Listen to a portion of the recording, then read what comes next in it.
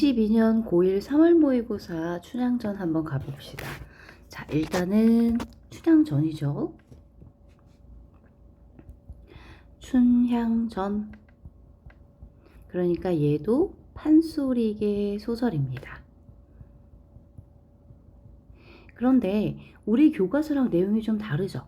자, 왜 그러냐면 이본 다른 버전입니다.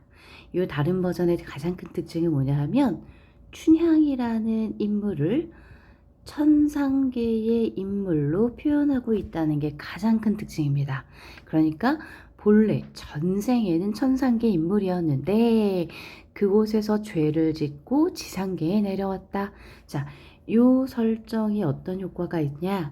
춘향이라는 인물이 지상계에서 가지고 있는 신분적 한계가 있죠.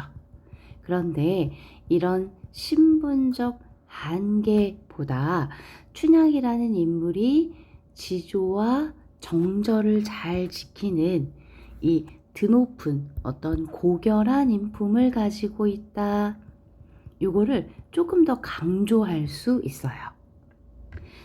자, 내용으로 가서 이때 어미가 산문간에 들여다보며 지금 춘향의 관아에 잡혀있죠? 이 관아를 들여다보는 거예요. 땅을 치면서 우는 말이 신관사또는 사람을 죽이러 왔는가? 신관사또, 변사또 얘기하는 거죠.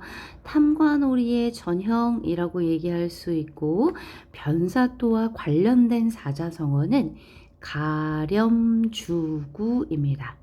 가렴주구는 가혹하게 백성들을 괴롭히는 인물을 뜻하는 사자성어예요. 사람을 죽이러 왔나 80 먹은 늙은 것이 무남동녀 딸 하나를 금이야 오기야 길러내서 아주 귀하게 길러내서 즉 아주 귀한 자식을 우리가 금지오겹이라고 합니다. 금지오겹으로 길렀는데 금지오겹으로 길렀는데 이 한 몸 의탁하고자 하였더니 저지경을 만든단 말이요. 자, 춘향 어머니는 지금 뭘 걱정하고 있냐면 춘향이가 너무 소중한 존재야. 그래서 춘향이의 죽음을 받아들일 수 없어. 플러스 내가 춘향이에게 나의 이 인생을 의탁하려고 했는데 이러다가는 춘향이 죽고 나면 나는 어떻게 되나 라는 걱정도 있어요. 마오마오 너무 마오. 자, 반복되죠? 똑같은 거 다른 거 똑같은 거. 그래서 이것도 판소리에서 느껴지는 운율이 판소리계 소설로 온 겁니다. 와르르 달려들어 음성상징어 아주 생생한 느낌을 주죠. 춘향이를 얼싸안고 아따 유년아 이것이 웬일이냐. 기생이라 하는 것이 수절이다 무엇이냐. 자, 춘향 어머니는 춘향이의 수절에 대해서 부정적으로 인식하고 있죠. 야, 네가 무슨 수절이야. 네가 본관사또에 수청을 들었다면 이런 일은 없었을 텐데. 열소경의 외막대 같은 네가. 자, 10명의 소경은 장님입니다. 장님에게 막대 하나가 있어요. 10명의 장님에게 있는 막대 하나같이 즉 아주 기묘하고 아주 소중한 네가 이 지경이 되었으니 나 어디 가서 의탁하니. 할 수 없이 죽었구나. 본인의 미래에 대한 걱정이 계속 나타나죠. 향단이 들어와서 자, 향단이는 춘향이의 몸종이에요. 춘향이 다리를 만지며 아가씨 이 지경이 웬일이오. 한양 계신 도련님이 내년 3월에 오신댔는데 그동안을 못 참아서 황천객이 되시겠네. 저승입니다. 아가씨 정신 차려 말 좀 하오. 배곡 같은 저 다리에 비유죠. 유혈이 낭자하니 신락같이 가는 목에 비유죠. 큰 칼이 웬일이요 하고 춘향의 현재 상황을 탄식하는 내용입니다.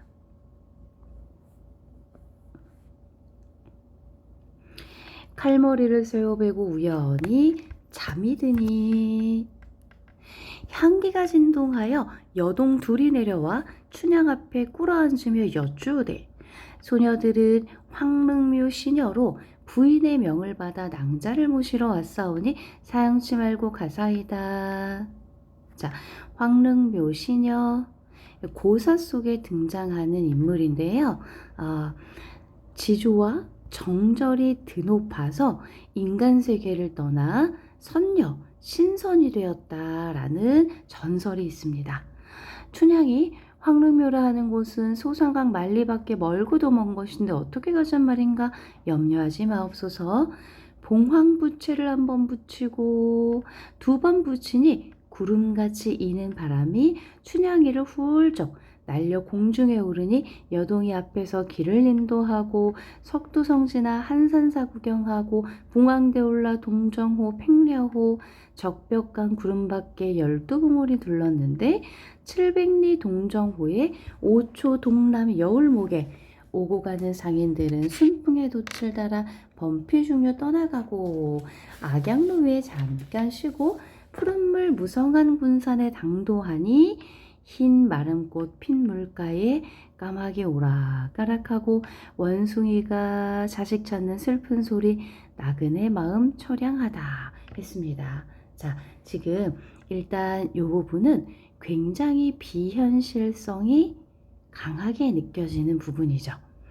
바람을 타고 지금 멀리 이동을 합니다. 자, 여기까지는 가고자 하는 곳에 도착하려는 여정이 빠르게 지나가고, 그 다음에 나그네 마음이 처량하다. 바로 이 부분은 서술자가 개입해서 편집자가 논평하는 부분이라고 볼 수 있죠.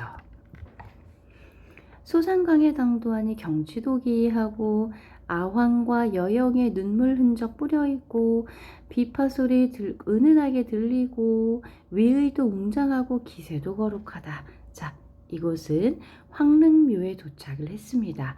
황릉묘에 도착을 해서 공간을 묘사함으로써 굉장히 신비한 느낌을 주고 있구나 라고 생각하시면 됩니다.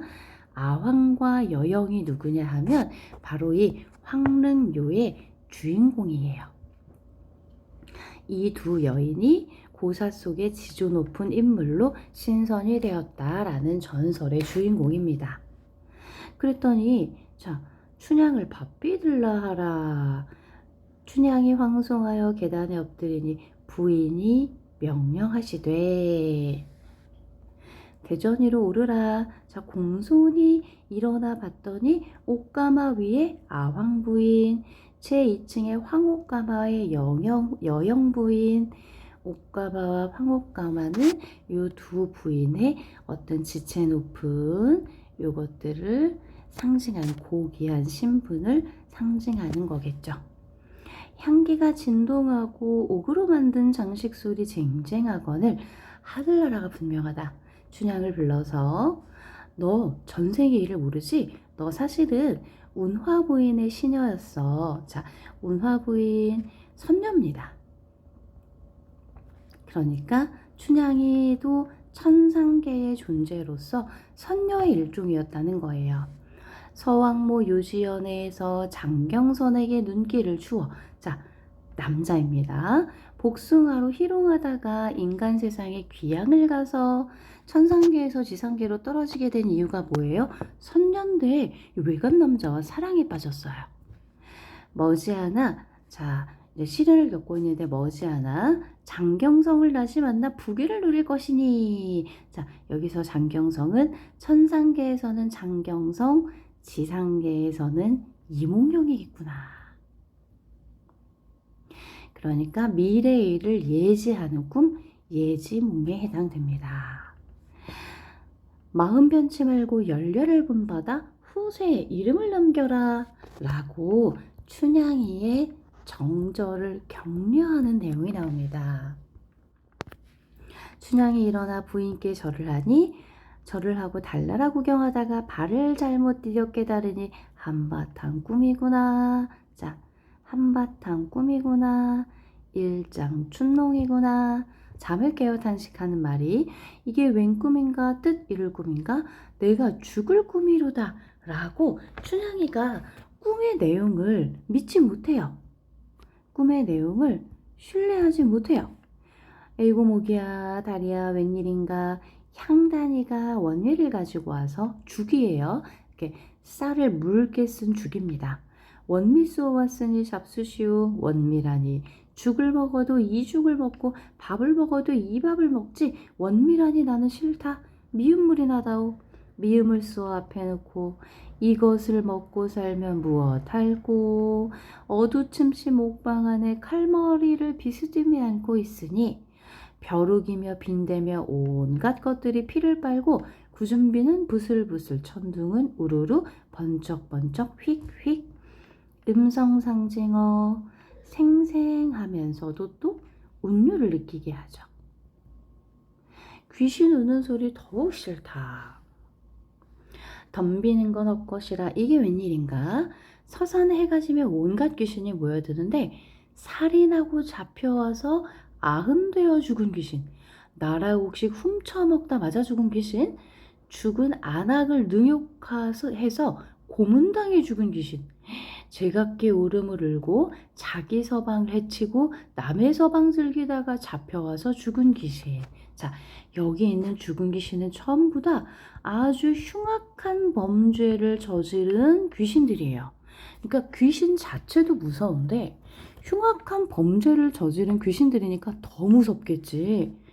이거는 춘향이가 지금 자신이 죽음을 앞뒀다라고 하는 어떤 비극적인 이 전망, 비관적인 자신의 미래를 전망하면서 느끼는 두려움이라고 생각하시면 됩니다.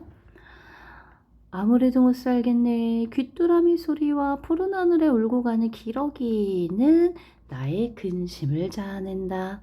자, 자연물을 통해 화자의 정서를 드러냈다. 이렇게 표현할 수도 있고 또 감정을 이입했다 할 수도 있어요. 기러기가 울고 간다라고 표현하죠. 근심과 그리움으로 나를 보냅니다.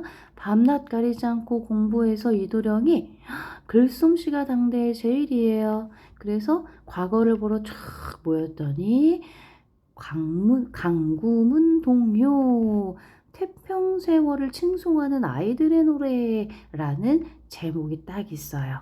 그래서 시험관이 받아보고 글자마다 붉은 점이요 구절마다 붉은 동그라미를 치는구나. 자, 아주 높은 점수를 받았다는 겁니다. 이름을 뜯어보고 호명하니 이도령 이름 듣고 임금 앞에 나아간다. 장원급제했습니다. 관련된 문제 꼼꼼하게 풀어보시고 그 다음에 문제에 대한 질문은 현장에서 받겠습니다.